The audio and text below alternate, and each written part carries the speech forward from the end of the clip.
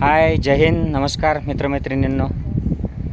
हा जो एरिया आहे सियाचीन वॉरियर्स आपल्या ह्या बटालियनने कव्हर केलेला आहे एरिया लडाखचा. पूर्वीचं काश्मीर, पण आता याला लडाख केंद्रशासित प्रदेश केलेला आहे. तर ही इंदिरा गांधींची देण आहे हा एरिया आपल्याला.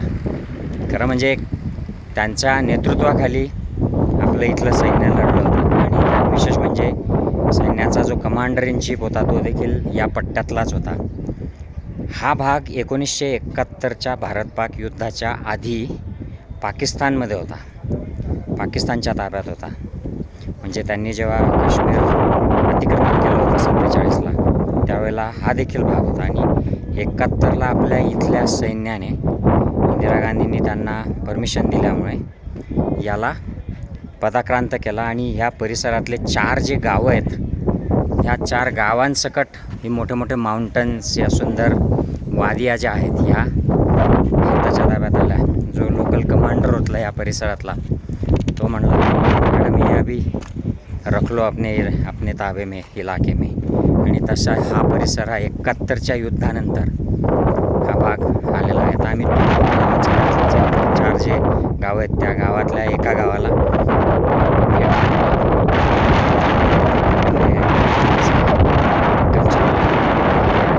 काश्मीरी लोक आहेत, हे मेजॉरिटी मुस्लिम पॉप्युलेशन आहे. आणि इकडे पलीकडे या भागात जो थोडासा सदन आहे तिकडे मुस्लिम प्लस बुद्धिस्ट लोक आहेत. वेगवेगळ्या मिक्स ट्रेडिशन्स आहेत आणि शांतीने राहतात हे लोक. तसं काही यांच्यामध्ये फारसे काही वादविवाद नसतात. तर हा एरिया मी तुम्हाला आता थोडासा कॅमेरा फिरवून दाखवतो. सुंदर एरिया आहे. आणि इकडे आम्ही ब्रेक घेतलेला आहे इथे एक मोहम्मद भाई आहेत, त्यांचं इथे ढाबा आहे. त्या ढाब्यावर इथल्या स्थानिक धान्याचे बनलेले पराठे, कावा, जो काश्मीरी लोक जो चहा पितात त्याला कावा म्हणतात, तो ओरिजिनल कावा इथे मिळाला आम्हाला. पूर्वी कावा नावाने काय काय प्यालेलो आहे मी. UK पण कावा नावाचं ड्रिंक प्यालो आहे आणि ते वेगळंच काहीतरी होतं. आता कळलं की ओरिजिनल कावा एक्झॅक्टली कसा असतो. तर हा प्रदेश आहे आपल्या सैन्याचं, त्यामुळे खूप कौतुक वाटतं, त्यांच्याविषयी एक अभिमान येतो. सगळीकडे आपल्या सैन्याच्या छावण्या आहेत ह्या परिसरामध्ये, कारण हा बॉर्डर एरिया आहे, सियाचीन एरिया आहे. इकडे जवळच सियाचीन वॉरियर्सचं एक मराठा लिहिलेलं एक बटालियन आहे की एरिया आहे. आणि तिथे जय भवानी जय शिवाजी अशा घोषणा देखील तिथे लिहिल्या आहेत. आणि शिवरायांची मूर्ती त्या ठिकाणी होती. तर तो देखील मी व्हिडिओ करायचा प्रयत्न केला आहे, तो देखील पोस्ट करतो वेळ मिळाला की. पण तुम्ही हा व्हिडिओ एन्जॉय करा तोपर्यंत. I hope you find this interesting. फार एक्सायटिंग एरिया आहे जॉग्राफिकली.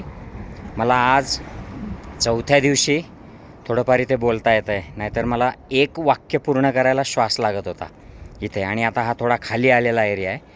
आम्ही साधारणतः एक 8-9 हजार फुटावर आहोत. जेव्हा आम्ही लेहमध्ये होतो तेव्हा 11,000 फुटावर होतो. आणि खरदुंगला पास वगैरे हे अगदीच 18,000 फुटावर होते. तिथं तर मला एक वाक्य बोलता येत नव्हतं. आता देखील बोलायला श्वास लागतो आहे, कारण अल्टिट्यूड आहे, high altitude, density of air is less.